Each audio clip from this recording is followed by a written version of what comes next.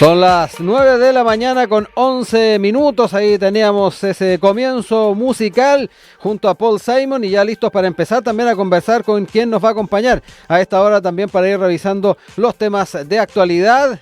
Lo vamos a saludar de inmediato, es nuestro habitual panelista Sebastián Rivas, director de incidencia de Pivotes. ¿Cómo está, Sebastián? Muy buenos días. Muy bien, Rodrigo Alcaíno, como siempre un gusto estar con ustedes acá y saludar a todos los que nos escuchan en Enlace USACH en esta mañana, que yo creo que estamos todos esperanzados para ver qué va a ser la tarde. Sí. Medio asustados también, hay que reconocerlo. Es que de hecho lo establecíamos cuando estábamos comenzando, es nuestro tema del día, sin ir más lejos ahí, Sebastián, lo que viene con la selección chilena, y de verdad que el desempeño no ha sido el óptimo, ha tenido varios partidos previos a la clasificatoria, partidos amistosos. Eduardo Berizzo no ha convencido del todo, todavía estamos ahí en el tema del recambio generacional, dependiendo de muchos de la generación dorada, pero de verdad que una derrota o no sumar con Perú le complica bastante el escenario a Berizzo. No, absolutamente. Bueno, a ver, yo creo que si hay algo más difícil que el mundo de la política es el mundo del deporte, porque hay 20 millones de técnicos. Sí. Entonces, bueno, aquí hay dos conversando ya. La autoridad que puede tener uno contra la que puede tener cualquier otro, bueno, yo no envidio la posición de Eduardo Berizzo en ningún caso, pero efectivamente, claro, ¿qué es lo que pasa acá? Que las eliminatorias son largas, pero tiene este factor de que como son fechas dobles y se juega mucho, efectivamente, si uno dice, bueno, si hay algún momento para hacer un cambio, quizás es mejor temprano que tarde. Entonces, a la pregunta que yo escuchaba al comienzo y que tiene que ver con que si se juega el cargo Eduardo Berizzo, yo tendría que pensar que la respuesta es sí, por un hecho factual nada más. Si es que Chile llegara a salir con 0 puntos de estas dos fechas, que esperamos que no sea así, evidentemente queda en una situación donde tiene que hacer un volantazo para lograr sacar algo, y habitualmente el revulsivo del técnico, digamos, en muchos casos, sobre todo cuando son selecciones que tienen este factor de que se juntan muy poquito tiempo, que no son un equipo, digamos, que está trabajando y lo pueden dar vuelta semana a semana. Creo que es complicado. Por otra parte, si logra sacar esta fecha adelante, las perspectivas son bastante mejores. Si logramos sacar 4 puntos ganando los partidos que tenemos de local y empatando afuera, y que es un poquito la lógica, o si logramos sacar los 6 de nuevo, estamos algo mejor y le da algo de aire, pero qué posición menos envidiable la de técnico de la selección, Rodrigo. Solamente cuando eres Scaloni y ganaste el Mundial, creo que ahí recién, pero si no, bueno, el pobre Eduardo Berizzo está pensando qué iba a hacer con esta expectativa que tenemos todos. Sí, oye, con la reflexión que hacía respecto al el hacer cambios o cambiar el rumbo en las primeras fechas para tratar de enmendarlo en el resto de clasificatorias que quedan, me acordé del proceso de Francia 98, acuérdate que partió con Ascargorta, se empató con Venezuela y de inmediato se fue. Mira, Javier Ascargorta, que tenía muchas cosas, pero que entre otras era en verdad como un filósofo deportivo. Tiene esta frase muy notable que dice, bueno, yo espero que muerto el perro se acabe la rabia. Y algo de razón tenía, digamos. Al final, claro, en esa época, imagínate cuánto ha avanzado el fútbol en 25 años, en esa época, a Javier Ascargorta lo sacaron por un empate 1-1 con Venezuela, en Barinas, gol de último minuto de Javier Márquez. Hoy día probablemente ese empate no sería tan mal mirado porque Venezuela subió de estándar, ya no es el Venezuela que uno contaba con un 4-0 fuera donde fuera.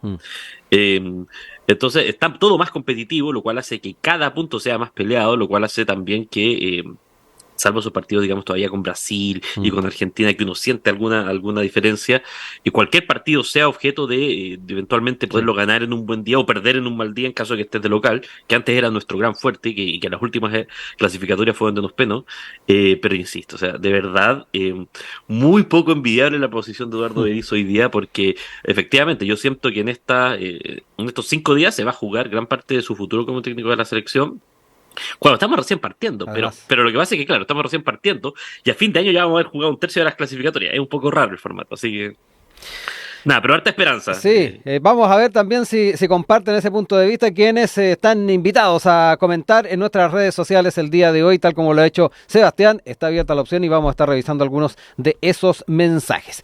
Nos vamos a los temas que nos convocan, Sebastián, el día de hoy, y particularmente con por un lado, la expectativa que hay desde una perspectiva política de poder llevar adelante parte de las propuestas que surgen de este informe técnico pedido por la Comisión Comisión de Salud del Senado, pero además ir recogiendo algunas de las opiniones en torno a este tema.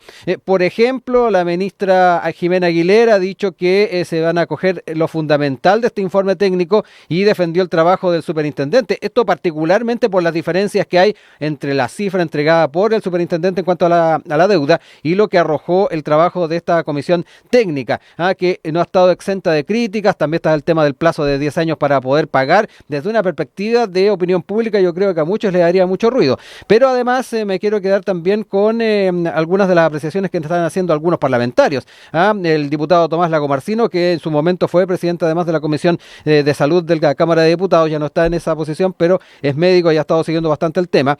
Ha sido enfático en calificar de escandaloso el informe.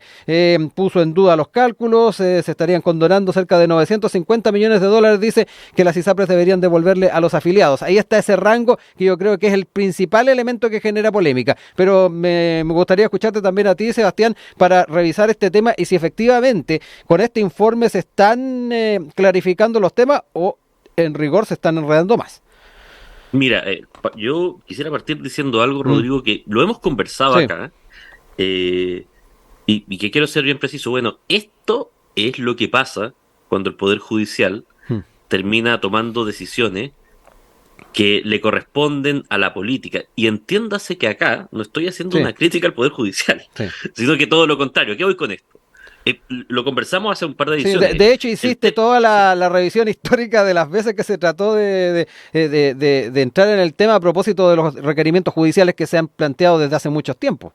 O sea, absolutamente, la alerta sobre la situación de las ISAPRES viene al menos desde 2012. O sea, al menos es una década. Entonces, claro, en el fondo cuando la Corte Suprema llega a un fallo que puede tener ciertos alcances, que tampoco está 100% claro si los tiene o no, acuérdate de esa vocería que hubo entre medio de Ángela Vivanco, que decía que se aplicaba solamente al caso particular y no al general. Estas cosas empiezan a ocurrir. Y de nuevo, no es por sacarle peso al Poder Judicial, que evidentemente tiene que resolver cuando los ciudadanos acuden a él y le presentan situaciones como esta. Pero esto ocurre cuando la política no llega a tiempo. Y yo creo primero que todo que si nosotros tenemos que sacar una lección, esa es la lección que tenemos que sacar. Tenemos que partir de ahí. Es decir, no nos puede pasar que sigamos llegando tarde. En este tema y en otros temas. Y ese es, a ver, yo lo veo, y discúlpame un momento antes de volver para acá, pero yo lo veo en el tema de pensiones. En el tema de pensiones, llevamos por lo menos 6 o 7 años con un consenso de que hay que aumentar las pensiones. Que hay que aumentar los puntos de cotización para las pensiones, perdón. Y con reformas fracasadas en distintos gobiernos, además. Incluso con un guarismo, 6 puntos.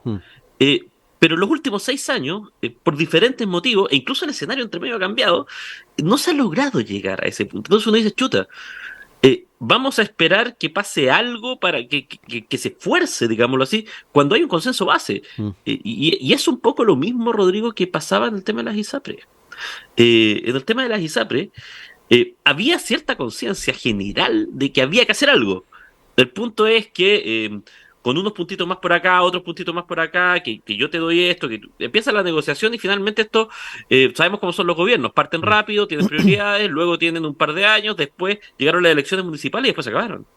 Entonces, hay una situación primero donde yo insisto, esto es responsabilidad de la política y es bueno que entendamos que estas cosas van a pasar en la medida que no tomemos responsabilidad. Dicho eso, y en el fondo del asunto, me parece que es muy importante, a ver, evidentemente, y tú lo dices, Rodrigo, cuando uno escucha un nivel de discrepancia entre 450 millones de dólares y 1.300, que es básicamente el triple, uno lo puede pensar para ambas partes. Es decir, lo que sí en el fondo tú dices genera ruido, sí genera ruido. Yo creo que uno no puede eludir que genera ruido, porque efectivamente uno dice, bueno, ¿qué es lo que está operando acá? ¿Fue un cálculo exagerado el primero? ¿Es un cálculo generoso el segundo? ¿Cuáles son los procedimientos? Ojo, que también en el fondo, porque uno lo puede mirar como la sospecha desde los dos lados, uno también puede decir, bueno, este gobierno, y en particular durante la campaña, ha hecho un punto de que el sistema de ISAPRES no le gusta. Y nadie discute, para efectos prácticos, que el hecho de, si es que se aplicara lo que dice la superintendencia, 1.300 millones de dólares, y en el fondo, y con un esquema a definir de cómo se paga, pero digamos que debiera ser directo. Sabemos que eso implica probablemente que van a haber varios de los prestadores, si no todos, que van a quedar en una situación imposible, digamos. Eso es un hecho concreto, creo que nadie lo ha discutido. Y lo que uno se pregunta también es, es decir, tú tienes razón, un ciudadano de a pie, con total legitimidad, se puede cuestionar si es que ahora el cálculo está mal. Uno tiene que mirar, porque a mí me genera también la sospecha inversa, es decir, chuta, ¿cuál cálculo está bien? Sí, es que además, perdón Sebastián, ahí nos encontramos con el tema de las certezas de, en este caso, organismos como la superintendencia, en este caso la superintendencia de salud. Me da la impresión de que lo que se entrega por parte de la comisión técnica, dada la gran diferencia que hay, le genera un daño no menor a lo que es la superintendencia. Hay que ver también cómo se va a tomar por parte del Ministerio de Salud y el gobierno cada una de estas propuestas. Ahí recién mencionábamos el planteamiento que hacía la ministra Aguilera en el orden de acoger lo fundamental, pero el quitarle piso a la superintendencia también yo creo que puede hacer un ruido no menor. Es bastante complicado y efectivamente también, la ministra Jimena Aguilera marca, este es un informe no vinculante, eso es bien importante. Sí. Es decir, es un trabajo que se ha hecho de manera mancomunada para solucionar una situación que es problemática, tan problemática que conversábamos apenas hace unos días de que se había solicitado un plazo extra al plazo que ya se había solicitado a la Corte Suprema para implementar el fallo. O sea, estamos hablando de un problema que no es menor.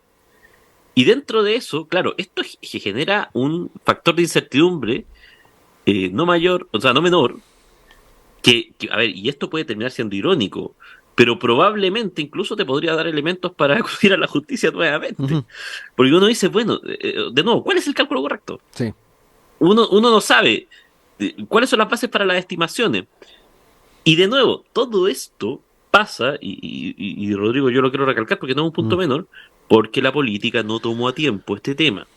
Con las advertencias existentes, con una situación donde estaban llegando a la Corte de Apelaciones una cantidad gigantesca de recursos año tras año. Sí. Y esto, a ver, yo en la realidad que todos lo sabíamos, que surgieron páginas web, digamos, donde uno hacía el trámite de manera muy rápida. Claro. Y en el fondo eso, claro, por el lado de la política pública requiere una reacción, requiere decir, oye, aquí está pasando algo. Sí. Y de hecho, a mí eso es lo que siempre nosotros de Pivote siempre tenemos esa mirada de bueno, aquí hay desafíos que son súper difíciles. O sea, yo sé que es difícil hablar de cómo hacemos una reforma del sistema de salud. Yo sé que si nos sentamos todos quizás no nos vamos a poner de acuerdo inicialmente. Que hay diferentes visiones, que hay diferentes posturas.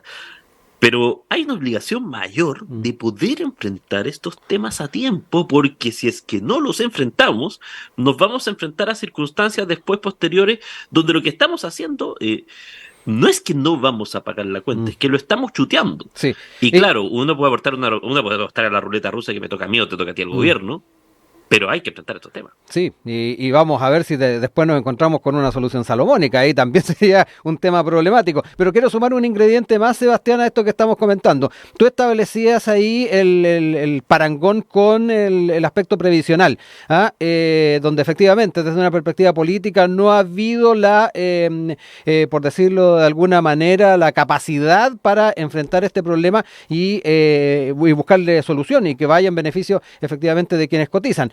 Pero además quiero sumarle el ingrediente que tiene que ver con los intereses que hay de por medio en el caso actual de las ISAPRES y también de otros privados como es el caso de las AFP. Me da la impresión también de que a pesar de todo el tiempo pasado tampoco se ha buscado fórmulas para que esta imbricación tan íntima que tienen las AFP, las ISAPRES en el sistema económico del país, en el sistema de salud, en el rol que tienen las ISAPRES, por ejemplo, en el tema de los seguros, en lo que tiene que ver también con algunas clínicas, se haya ido superando, haber eliminado, haber dado algunos pasos atrás en esta relación tan estrecha. Me da la impresión de que ahí el rol que tienen estos privados también dificulta aún más la llegada a una solución concreta y complica más también el escenario que tenemos actualmente. ¿Te da la impresión de que tal vez los pasos a dar en los próximos 5 o 10 años es efectivamente buscar alternativas para que esta relación no sea tan estrecha, tan íntima y afecte tanto nuestra economía, afecte tanto nuestra salud y particularmente nuestra institucionalidad? Yo creo que acá hay un tema que, a ver, y esto es evidente Mm, que son de los temas que hay que conversar cuando sí. se habla de una reforma de salud general, está todo sobre la mesa. Y además hay otros factores, digámoslo así, en términos de, por ejemplo, la relación que tiene FONASA con las clínicas. Ujú, Eh, y es una situación donde, a ver, en el caso chileno, y esto es bien frustrante, de nuevo, a mí me pasa con estos temas, insisto, sí. que es muy difícil abordarlo, sabiendo que hay gente al otro lado que está sufriendo, que tiene listas de espera gigantescas, que a veces no ha podido tener atención porque no tiene recursos y no tiene el tiempo. Mm, Pero el sistema chileno de salud dentro de todo es un sistema que afortunadamente ha ido mejorando con el tiempo. Evidentemente todavía le falta para llegar al estándar que todos quisiéramos, pero que ha ido mejorando. Y nos enfrentamos con situaciones en el fondo donde yo lo que siento es que al final no estamos pensando cómo esto puede articularse como un sistema. Eh, hay uno de los elementos, por ejemplo, que complica las clínicas hoy día es una deuda de arrastre bastante grande que tiene FONASA. mm, Y está ahí sobre la mesa. Y uno dice, bueno, ¿cuál es la solución? ¿Por dónde pasa? ¿Cómo podemos aprovechar la infraestructura? Tenemos algunos ejemplos em, que quizás no son replicables uno a uno, Rodrigo, pero sí. que yo creo que son la guía. O sea, a ver, cuando tuvimos la emergencia del COVID-19, se actuó como un sistema de salud único, digámoslo así. Ujú, Que es claro, estábamos en una emergencia mundial, no había muchas dudas, pero efectivamente eso requirió una musculatura desde el sector público, coordinación con el sector privado para aprovechar todos los recursos que existían, que yo creo que es precursor para poder ver algo más en el fondo, porque en el caso chileno, y de nuevo, esto es complicado porque a veces nosotros pensamos, y es muy complejo, nosotros pensamos que somos los únicos que tenemos estos problemas, y este es un tema de problemática mundial ujú, brutal. En Estados Unidos, la deuda interna más grande es la deuda por salud. A mí me tocó un tema muy personal. Yo estuve 2 años viviendo en Estados Unidos ¿ya? y mi entonces polola, actual esposa, se enfermó de apendicitis. Eh, bueno, no la manejaron tan bien, pasó a Ujú, peritonitis, se chuta. complicó, estuvo 7 días. eh, pero cuando nos llegó la cuenta, yo no lo podía creer. La cuenta era $99.000. Uf. Es decir, a precio actual Sí. son casi 90 millones de Mm, pesos. Eh, y esto tiene que ver con que el sistema es muy caro.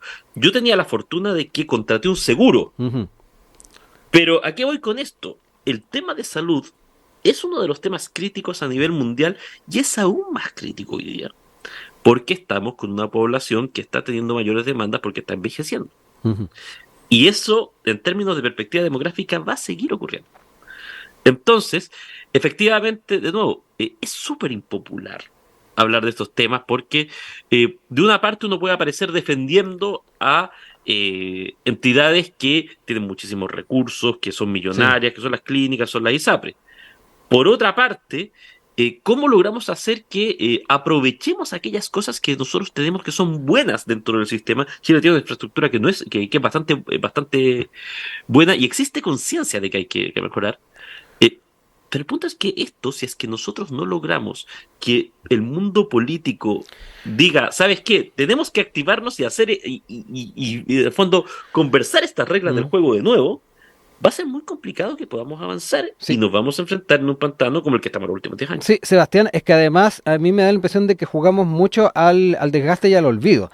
Sí, Tú ya lo mencionabas, ¿ah? Estuvimos con, con la espada de Damocles encima a propósito de la pandemia y ahí se generaron esfuerzos mancomunados y se pudo sacar adelante efectivamente el sistema de salud en forma, tú lo decías, óptima. Sin embargo, uno dice, ¿por qué si es que no estamos con los apuros y las avideces de una pandemia, por ejemplo, por qué no podemos sacar adelante esto? Y ahí me encuentro con que las voluntades no siempre están. Y jugamos al desgaste, jugamos al olvido y sabemos que cuando empezamos a acumular este tipo de situaciones terminamos como en 2019. absolutamente. Y lo que pasa es que al final nosotros, si es que no nos hacemos cargo, Mm, ¿qué es lo que pasa? Claro, probablemente estos temas no dan votos, incluso pueden mm. restar. Yo lo entiendo desde un punto de vista Sí, político, entiendo por qué es difícil y impopular tomarlo.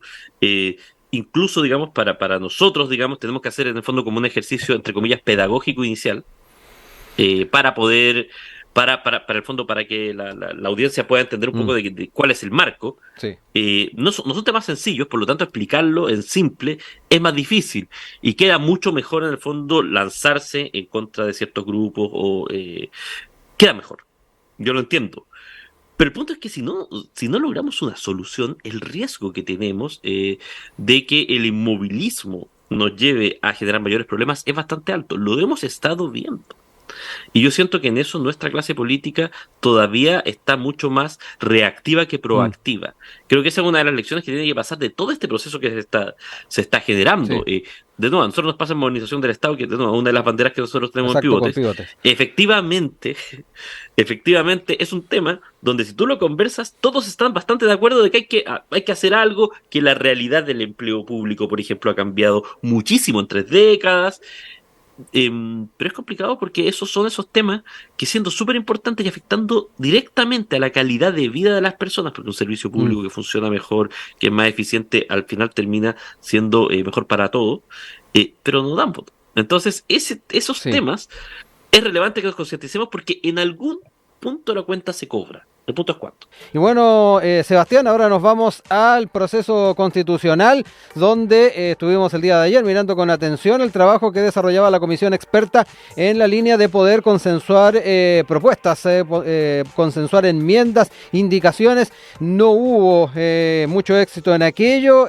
Distintos sectores, ambos sectores, tanto oficialismo como oposición, presentaron bastantes observaciones por separado. Hay algunas que están duplicadas, que tienen un mismo sentido, principalmente, eso sí, en asuntos técnicos, pero en el resto hubo visiones bastante disímiles. Ahí la presidenta de la comisión experta, Verónica Undurraga, advirtió que el texto impone la moral de un solo grupo y pidió a la oposición que apoye indicaciones oficialistas. Es parte de lo que se ha estado planteando también en esa línea. Hoy día en la mañana, además, en Línea 1, el programa que nos antecede, la comisionada Antonia Rivas decía, tempranamente nos dimos cuenta que desde los comisionados de derecha había una cercanía muy profunda con el texto del Consejo. Esto, de alguna manera, Sebastián, cambia un poco el enfoque que teníamos respecto de la comisión experta, donde se habían dado unos consensos a mayor escala, y efectivamente, más allá de los esfuerzos que se hicieron, no se llegó a buen puerto y pareciera que lo propuesto por el Consejo Constitucional en muchos aspectos va a quedar sin demasiados cambios, pero me interesa también saber cómo estás viendo esta nueva etapa y a puertas de que el día sábado se cierre entonces este proceso y el documento vuelva al Consejo Constitucional. Mira, yo creo que acá, a ver, y quizás antes de partir con la secuencia, es importante porque probablemente la gente que está escuchando la casa puede estar mareada de qué es lo que está pasando. Entonces, solamente como para poner la pelota contra el piso, el documento, hoy día hay un borrador, así como lo había cuando la comisión experta lo entregó al Consejo Constitucional, ahora que está es al revés. básicamente... Claro, el Pleno del Consejo Constitucional hizo su versión del borrador, tomando elementos de lo que hizo la comisión experta, cambiando bastantes cosas, y se lo devuelve a la comisión experta. Entonces la comisión experta ahora puede hacer observaciones, comentarios, y elevárselos al Pleno por los 3/5 de sus integrantes. ¿Qué significa eso? Son 14 de 24 los que tienen que firmar y votar una observación para que vaya al Pleno. Y el Pleno, esto es muy interesante, lo puede aceptar por 3/5, pero si es que no lo vota en contra por 2/3, esa observación queda en un limbo. Es decir, si no es aprobada por 3/5 y no es rechazada por 2/3, las observaciones se pueden ir a lo que se denomina una comisión mixta, que se conforma en partes iguales por integrantes de la comisión experta y del Consejo Constitucional de los consejeros electos. Esta instancia tiene que ver si hay una propuesta de solución, esa propuesta de solución vuelve al Pleno y finalmente ahí se vota, entendiendo que en última instancia, eso es importante, lo que está hoy día, el documento contra el cual estamos jugando es el texto base del Consejo. Es decir, si no hay acuerdo, si es que en alguna parte de este proceso no se consigue que el Consejo le dé 3/5 una observación, los consejeros electos, no van a pasar las indicaciones, por más que haya acuerdo de los expertos. Pero esto va a tener idas y vueltas durante las próximas 2 semanas de manera bastante vertiginosa. Entonces, vale la pena marcar eso. Solamente, claro, para entrar a conversar de que hoy día y mañana son 2 de los días más claves en términos del proceso. ¿Por qué? Porque, como tú muy bien dijiste, los expertos presentaron 800 indicaciones. 800 indicaciones que probablemente van a tener que votar hasta total despacho entre día y mañana. Sí, y trabajando hasta altas horas de la noche, además. Y sin ver el partido, Sí. digamos, digamos, sí, o sea, todos los elementos, digamos, como olla a presión. Pero lo concreto es que, a ver, y digamos, y voy a tomar las palabras de la comisionada Rivas y voy a también a tomar las palabras de lo que he visto en general de los expertos. El consenso ha sido difícil de lograr, pero es normal cuando uno está en proceso de negociación.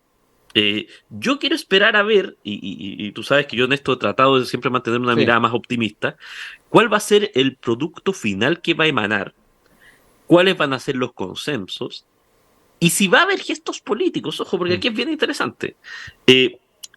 Necesita una observación de los 3/5 de los expertos para mantenerse viva, entre comillas.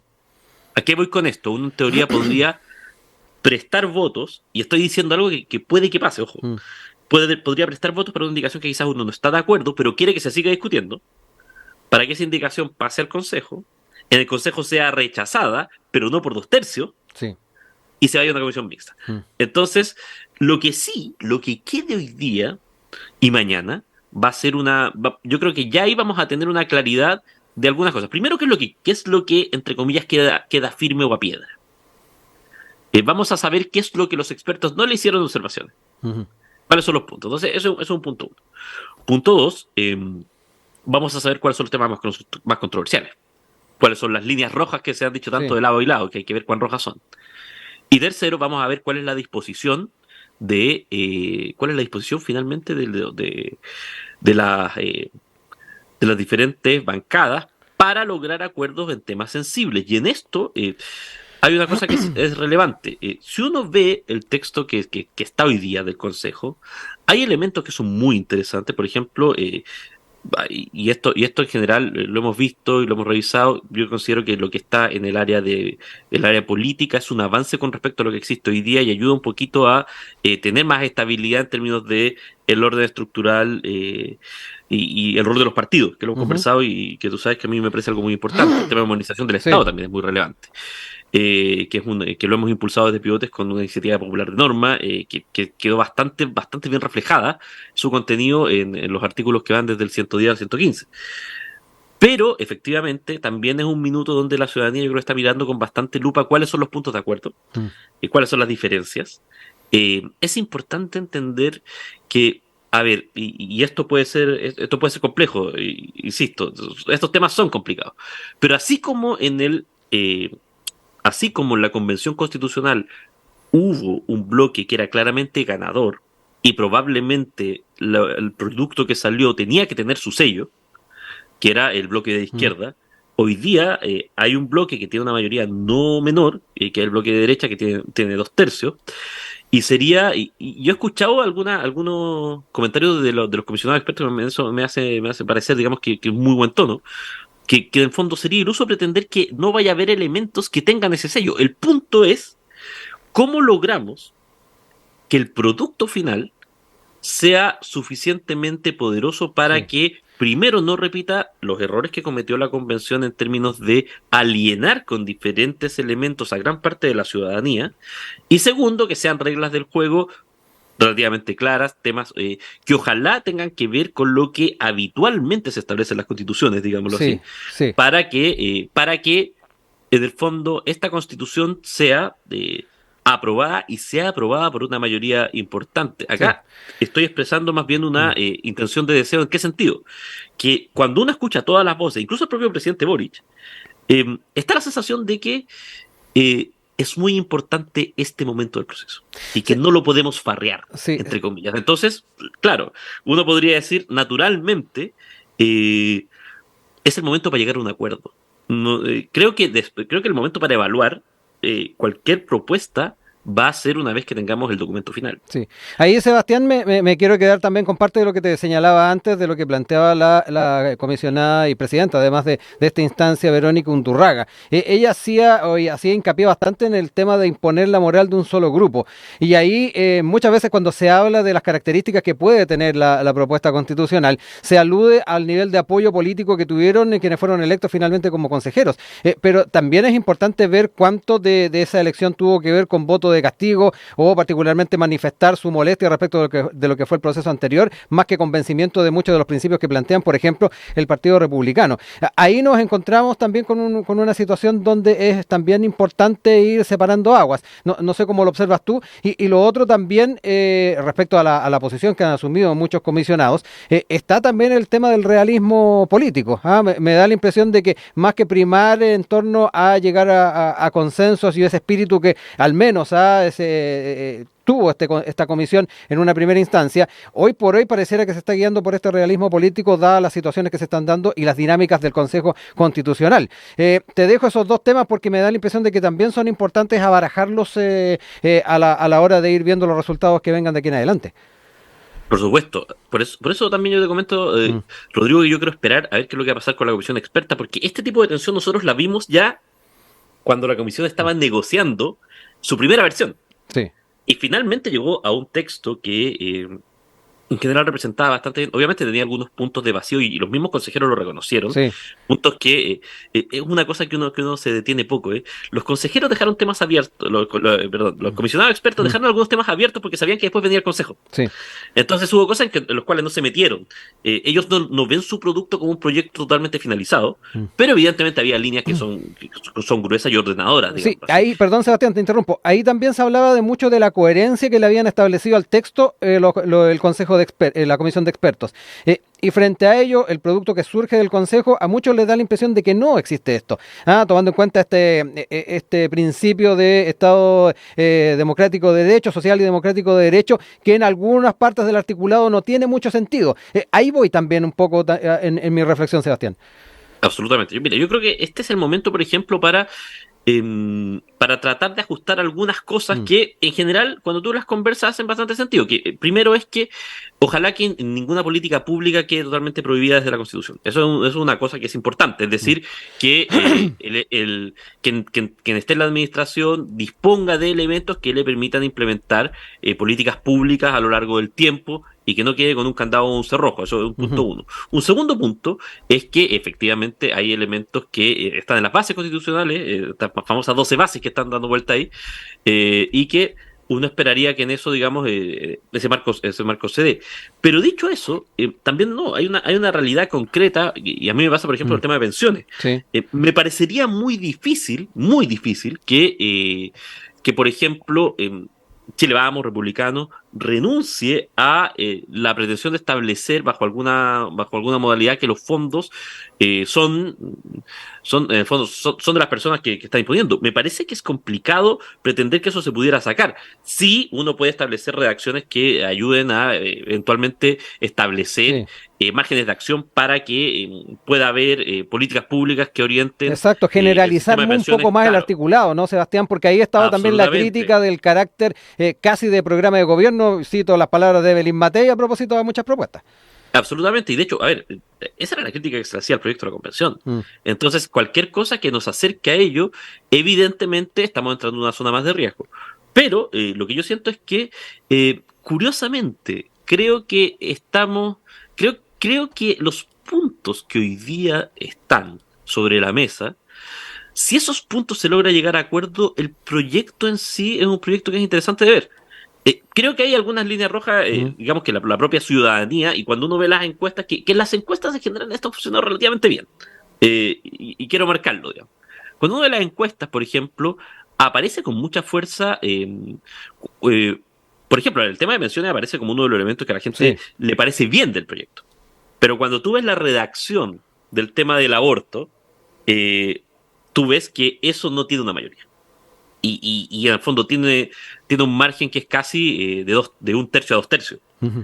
Entonces uno dice, efectivamente, a ver, aquí ha habido reflexiones de todo tipo. Carlos Peña ha marcado, por ejemplo, que él entiende que la redacción de quién está por nacer no afecta y queda muy parecida al del qué está por nacer, que no debiera afectar la situación que nosotros tenemos, que es el aborto en tres causales.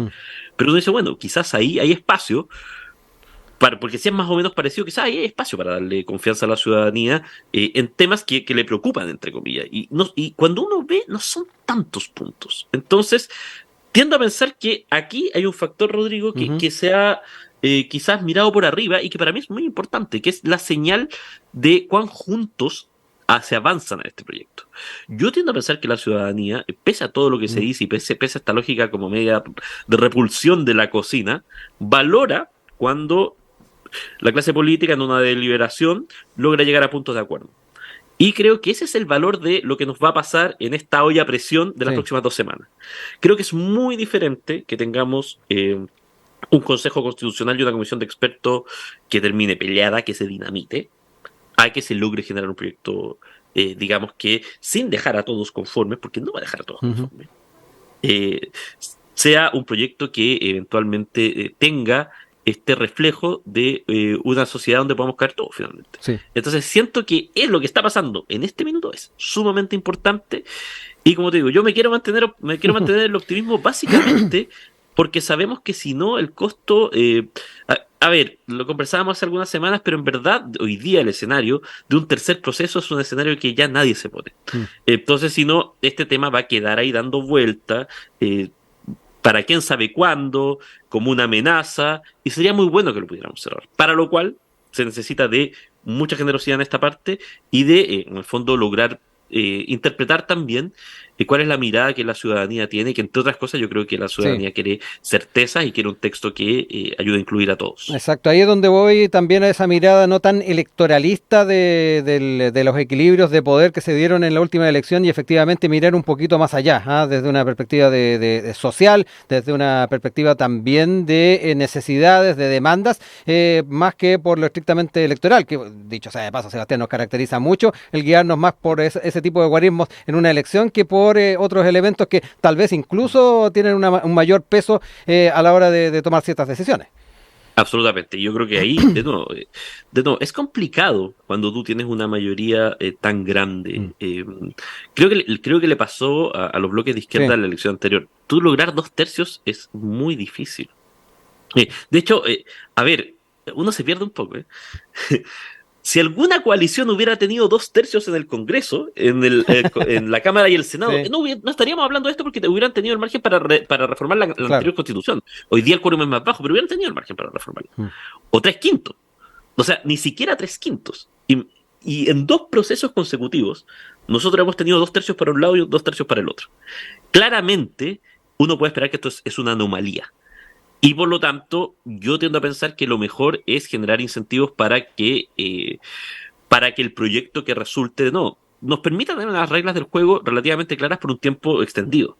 No sabemos cuán extendido va a ser ese tiempo porque hoy día todo es vertiginoso, pero uno podría esperar en el fondo que un proyecto así y apoyado y con el respaldo mayoritario de la ciudadanía pudiera sobrevivir una década, un par de décadas a lo menos, y ojalá más que eso. Pero eso es lo que nos estamos jugando ahora. De nuevo, yo siento que hay cosas interesantes en el proyecto. Siento que de repente la tensión entre ambas partes no nos deja ver que hay elementos que son mejores de lo que están hoy día. Pero, sin duda, hay otros elementos que son súper importantes que tienen que ver con temas valóricos, con temas que afectan a grupos muy importantes de la ciudadanía, que es importante que queden bien despejados para que las personas puedan ir tranquilas a votar y eventualmente, ojalá, tener un apoyo mayoritario a esto. No, aquí la solución ideal, el escenario ideal, el final ideal de esta historia es que aprobemos todos. Ese sería el mundo perfecto, pero para que eso pase, queda harto trabajo, Rodrigo Alcaíno, en estos días, digamos. Entonces, ahí no envidio a Eduardo Berizzo, tampoco envidio a los consejeros ni a los comisionados expertos, porque harto trabajo les va a tocar en esta jornada. Ahí el tema de la coherencia a mí me da la impresión de que también es bien importante de tomarlo en serio en las decisiones que se toman de aquí en adelante. Sebastián Rivas nos acompañó el día de hoy, director de incidencia de Pivotes. Un abrazo, Sebastián, nos reencontramos en un próximo programa. Un abrazo a ti, Rodrigo, y a todos los auditores de la SUSACH. Que sea un muy buen día y buena semana para ustedes. Exactamente, y que la selección gane, ¿cierto? Ojalá que ganemos. Sí. Se ve difícil, pero ojalá sea así. Chao, la esperanza Sebastián. es lo último que se pierde. Exacto. Igual que el proceso constitucional. Que esté muy bien. Chao.